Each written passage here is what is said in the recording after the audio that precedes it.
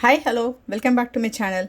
இன்றைக்கி நம்ம பார்க்க போகிறது ரொம்ப சிம்பிளான பட் ஹெல்த்தியான எல்லா வயசுக்காராலும் சாப்பிடக்கூடிய ஒரு பிரேக்ஃபாஸ்ட் ஆர் ஒரு டின்னர் ரெசிபின்னு கூட எடுத்துக்கலாம்.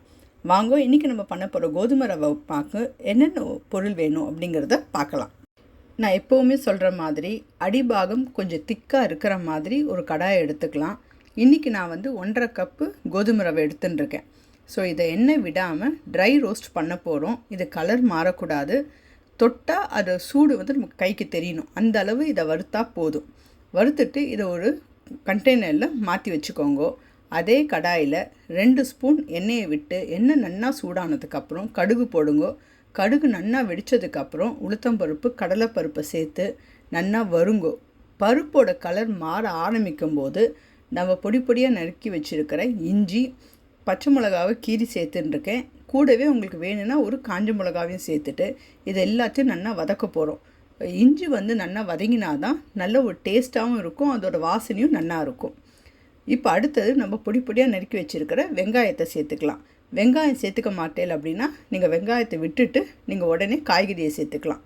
வெங்காயம் சேர்த்துக்கும் போது அந்த வெங்காயம் நல்லா வதங்கணும். கலர் மாற ஆரம்பிக்கும் போது நம்ம எடுத்து வச்சுருக்கிற மிச்ச காய்கறிகள் எல்லாத்தையும் அதில் சேர்த்துட்டு நல்லா மிக்ஸ் பண்ணிவிட்டு ஒரு 1/2 ஸ்பூன் உப்பையும் போட்டுட்டு ஒரு 2 to 3 மினிட்ஸ் இதை நல்லா வதக்கி விடுங்க. அதுக்கப்புறம் நம்ம எடுத்துகிட்டு இருக்க கோதுமை ரவைக்கு 1 கப்பு கோதுமை ரவைக்கு நான் 2.5 கப்பு தண்ணி விட்டுருக்கேன். இது குக் பண்ணதுக்கப்புறம் நல்லா ஃப்ளஃபியாக இருக்கும்.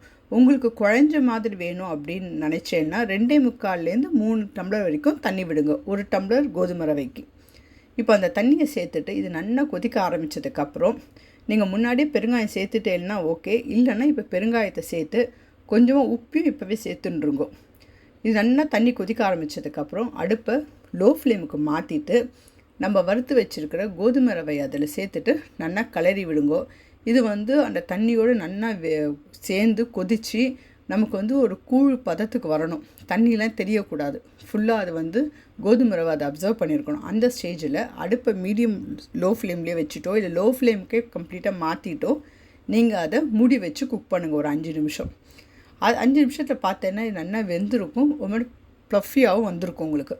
ஸோ நீங்கள் மூடி ஓப்பன் பண்ணிவிட்டு இதை நல்லா கிளறி விட்டுட்டு இன்னொரு 2 to 3 மினிட்ஸ் மூடி போட்டே குக் பண்ணுங்க. அதுக்கப்புறம் திருப்பி இதை ஓப்பன் பண்ணிவிட்டு நல்லா கிளறி விட்டுட்டு நம்ம பொடி பொடியாக நறுக்கி வச்சுருக்கிற கொத்தமல்லியை சேர்த்துட்டு நல்லா கிளறி விட்டுட்டு அடுப்பை ஆஃப் பண்ணிவிடுங்க. இப்போ 2 to 3 மினிட்ஸ்க்கு அப்புறம் அதை திருப்பி ஓப்பன் பண்ணிவிட்டு இதில் நம்ம லெமன் புழிய போகிறோம்.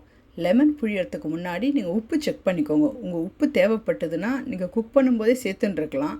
நீங்கள் அப்போ மறந்துட்டேன் அப்படின்னா இப்போ அந்த செக் பண்ணிவிட்டு உப்பு எவ்வளவோ சேர்த்துண்டு நல்லா மிக்ஸ் பண்ணி விட்டுட்டு இல்லை எலுமிச்சம்பழத்தை புழிஞ்சு நல்லா கிளறி விட்டுட்டு ஒரு 1/2 ஸ்பூன் வேணும்னா நெய் சேர்த்துக்கோங்க. சேர்த்துன்னு நல்லா மிக்ஸ் பண்ணிவிட்டு மூடி வச்சுடுங்க.